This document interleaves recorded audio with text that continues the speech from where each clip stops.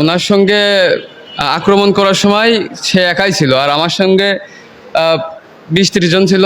বাইরের থেকে ঈশ্বরদীর থেকে কিছু ভাই বাগার আসে, তারাও দেখছে, সবাই দেখছে ওপেনলি বাজারের ভিতরে। আমার কাছে ফুটেজও আছে। আপনি জি, বালিয়াডাঙ্গা বাজার 15 নম্বর কালিচরণপুর ইউনিয়ন।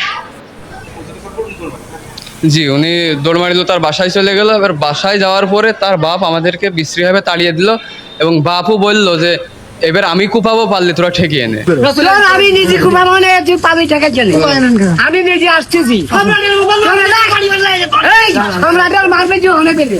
তোর ব্যবসা বাণিজ্য সবকিছু ক্লোজ করে দেওয়া হবে।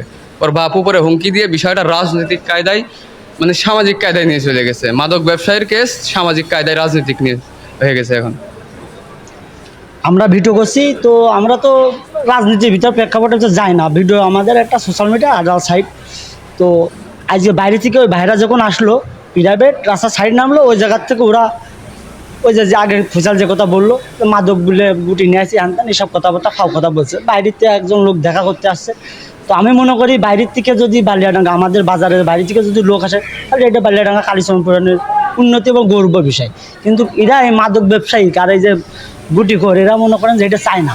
কী জন্যই চায় না, মনে করেন কিছু কিছু প্রশাসন আমাদের সাথে দেখা করতে যায়, আর এই প্রশাসন দেখা করতে যাওয়ার কারণে এরা এই গুটিগুলো বিক্রি করতে পারে না। যার কারণে আমাদের এই বাজার থেকে উঠে যাওয়ার জন্য অনেক আগের থেকেই চেষ্টা চালাচ্ছে, কিন্তু পাচ্ছে না। তো না পেরে আজ যেহেতু একটা কথার মাধ্যমে সুযোগ পেয়েছে, ওই সুযোগে বাড়িতে দাঁড়িয়ে এসে মনে করেন যে কোপ শুরু করেছে।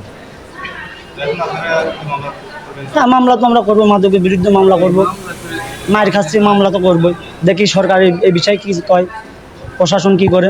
স্বরাষ্ট্রমন্ত্রীর বক্তব্য কতটা সঠিক সেটা আমরা দেখতে চাই, যে শুধু কি পার্লামেন্টে বসেই জিরো টলারেন্স, নাকি বাস্তবেও প্রতিফলন আছে।